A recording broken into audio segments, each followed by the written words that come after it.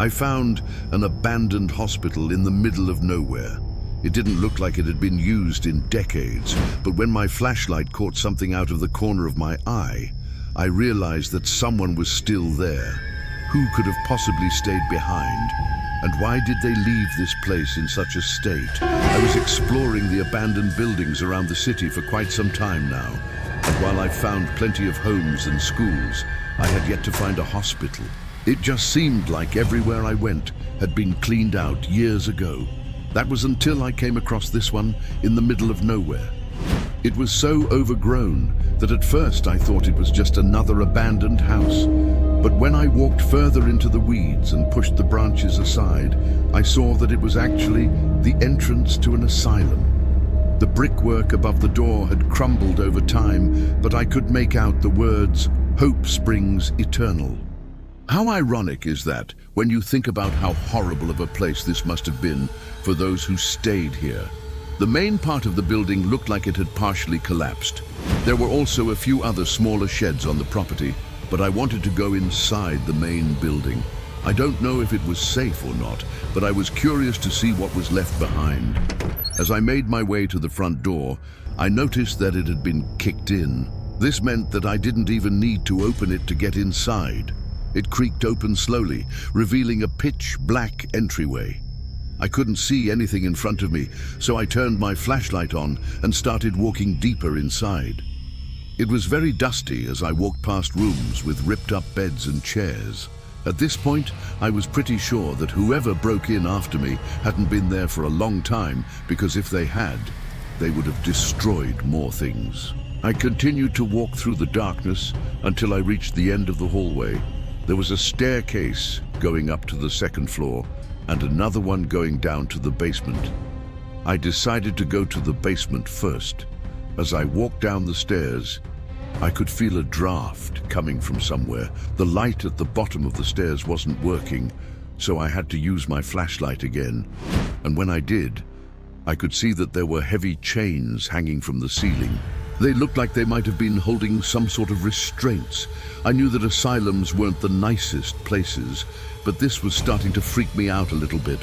I didn't want to stay down here any longer than I had to, so I turned around and headed back upstairs. I needed to get out of there anyways, because I could hear loud footsteps in the distance. I wasn't sure if it was somebody playing a prank on me or if it was really just the wind. But either way, I didn't want to stick around to find out. As I walked outside, I noticed a hole in the wall on the side of the building. It was big enough for me to fit through, so I crawled through it and found myself in an old patient room. There were a few interesting items left behind in here, like an old shoe and a metal bed frame. But what really stood out to me was a name written on the wall. It said Esther, along with a date. It didn't say much else about her, but I was curious about who she was and what happened to her. I explored the rest of the room, but there wasn't anything else of interest, so I moved on to the next room. In the distance, I could hear what sounded like voices. They were getting louder and closer, which meant that I needed to get out of there fast. I ran as fast as I could through the halls and out the front door. As I looked back, I saw a group of people running towards me. One of them was holding a crowbar and looked pretty angry. I didn't know what to do, so I ran away as fast as I could. They kept yelling at me to stop, but I didn't listen to them. I didn't know what they wanted, but I was scared, so I just kept running. After a while, I heard them start to slow down, and eventually their yelling stopped completely. I didn't dare stop, though, because I didn't know if they were still out there. I kept running until I got to my car, and then I drove away as fast as I could. Once I was far away, I finally started to calm down.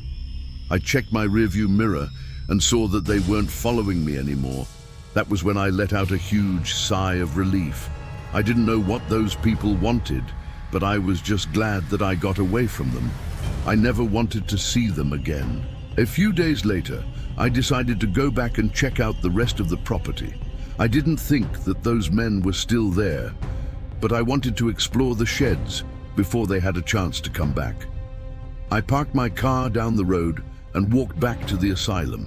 I wanted to be quick, so I didn't stick around to explore the main building again.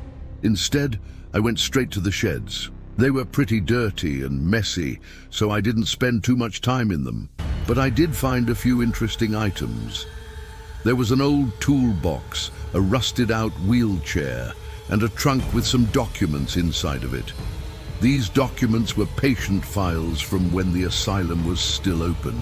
They had names, addresses, and medical histories, but they also had some really disturbing details. A lot of the patients had violent tendencies and were admitted after harming themselves or others. There was one file in particular that stood out to me. It was for a woman named Esther, who I recognized as the one who had written her name on the wall. Her file said that she had been committed after killing her husband and children. It also said that she was never violent with the staff and that she always seemed to be well behaved. After reading this, I realized that she probably wasn't a bad person. She had most likely snapped and done something terrible. And then she had spent the rest of her life at Hope Springs Asylum, wishing that she could be free. I felt sorry for her and all of the other patients who had died here. I wanted to find out what happened to the asylum. Why did they shut it down? Was it because of the patients, or was there another reason? I searched online for information and found out that the building was abandoned because it wasn't financially viable to keep it open. Apparently, it had become too expensive to operate, and there weren't enough patients to justify keeping it open. The last patients were transferred to other facilities, and the building was left abandoned. I felt sad knowing that these people had spent their final days here, not knowing that their freedom was just around the corner. I wondered if they had suffered, and if they were still here all those years later. It was then that I realized that maybe I should have run away when I had the chance. Maybe those men weren't trying to hurt me. Maybe they were trying to help me by scaring me away. After all, this is an abandoned building that's not safe to go inside. I should have listened to them and stayed away. I mean, who knows what could have happened if I had stayed any longer. Anyways, I don't want to dwell on the negative. I'm just glad that I got away safely and that I was able to explore this abandoned hospital. If you enjoyed this video, please smash that like button and subscribe if you haven't already. Thanks for watching.